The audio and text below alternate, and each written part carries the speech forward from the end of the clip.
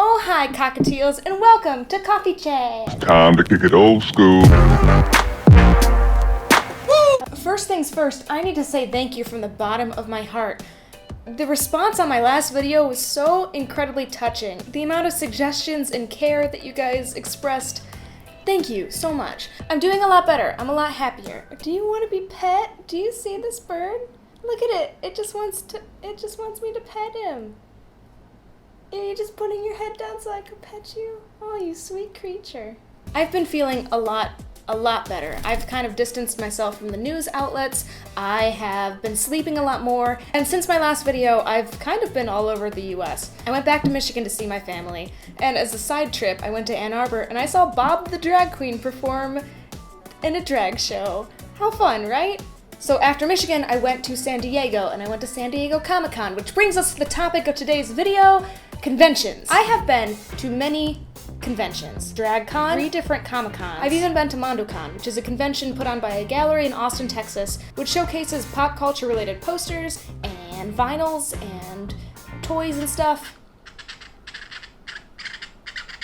It's a good thing everyone loves you because you're being very difficult. Both of you are being very difficult. Being that I've been to a bunch of different conventions, you might find it funny to know that I don't really like conventions. There is a lot going on.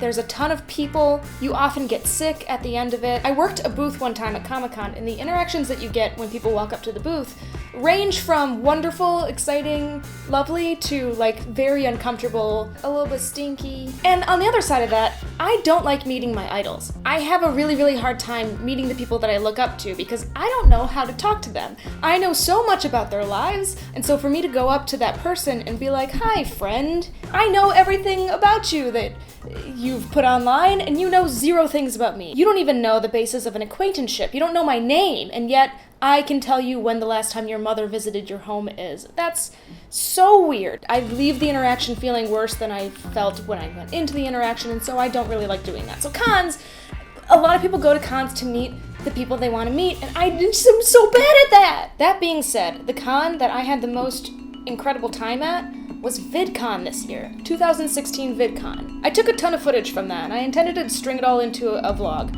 but it didn't pan out very well because I wasn't really planning it, and when I don't plan my vlogs, they don't come together right. It was one of the most incredible experiences of my adult life, and I have Megan Tenyes to thank for that.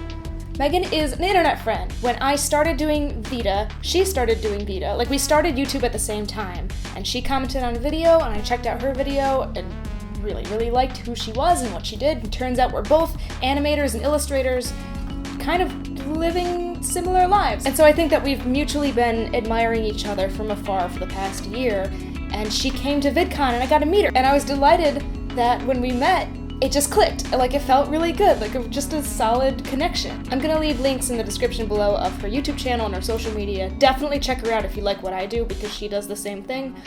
And she's really nice and pretty. But because she works for Hank Green, who runs VidCon, I was invited alongside her to kind of have a backstage view of that convention. It's not crazy, it's not very big. At least having gone to Comic-Con as many years as I have, VidCon feels like a little family of people. I talked with Anna Akana, I stood next to Philip DeFranco getting tacos. I watched backstage as Hank Green performed with his band, and to my left was JonTron, and to my right were the Gregory brothers. It was so special! And what I like about VidCon is that everybody who attends, for the most part, at least if you have a creator badge, everyone there is trying to make something. They're trying to be creative. They're trying to build audiences, to find a family, to find people like them who will accept them and who will grow with them and share little bubbles of love, and then the different bubbles find each other and then bubble into bigger bubbles, and it's just like, it's so nice. It's so cool. I really left that con, after the keynote specifically,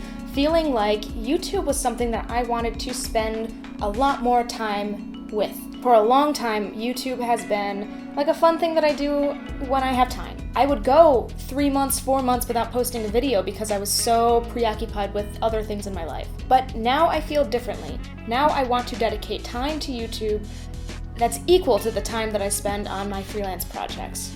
VidCon changed my life, I think. My life hasn't changed yet, but the groundwork has been set for that to happen. Like, I have the bricks and I have the mortar. brick and mortar, yeah. And now I'm ready to continue building this like internet house that I've started. I'm excited again. That's really what this boils down to. It's been a long time. It's been about 2 years since I've had a real tangible goal. And I'm excited again. I want to make things. I want to build a little family. And that starts here, right here, with you, me, Garrus, offspring Pidgey. So yeah, that's where I'm at. That's what I want. That's what I want. Okay, that's it for this coffee chat. Thank you for sitting down with me. And remember, coffee bean yourself. It's so dumb. But I love dumb things.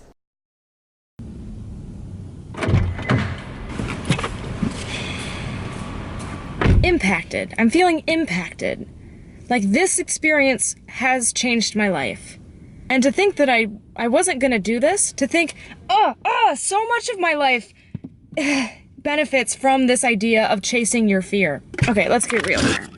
I can feel something in my life shifting right now. I went to college and had goals in college to move out to Los Angeles and to work in the advertising industry, the entertainment industry, whatever you want to call it. I achieved that goal.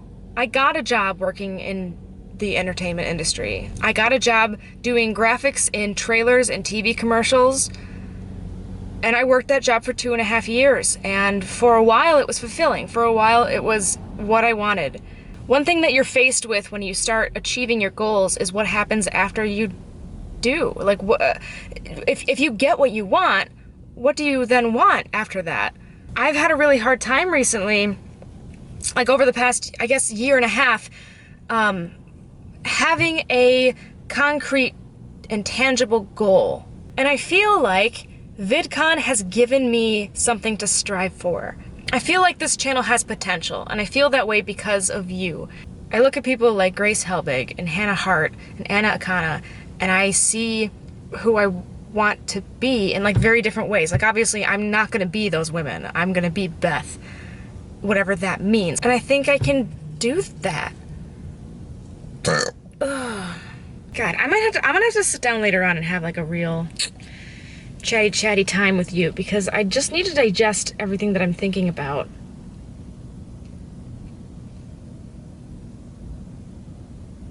Yeah, I'm gonna do that. All right. Thanks for bearing with me though.